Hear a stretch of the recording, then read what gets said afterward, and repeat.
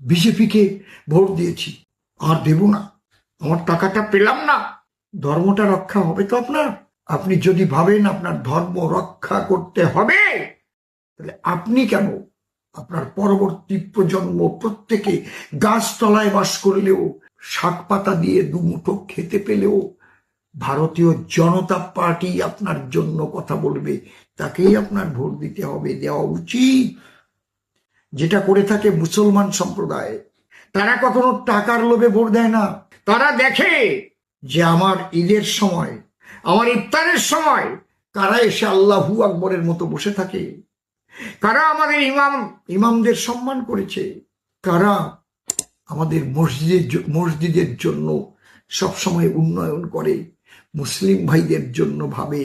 কে ক্ষমতায় থাকলে আমার মাইকটা জোরসে চালাতে পারবো, আমি রাস্তাঘাটে বন্ধ করে নামাজ করতে পারবো, তার ধর্ম আচরণ করবার জন্যই কিন্তু সে ভোটটা তৃণমূলকে দিত।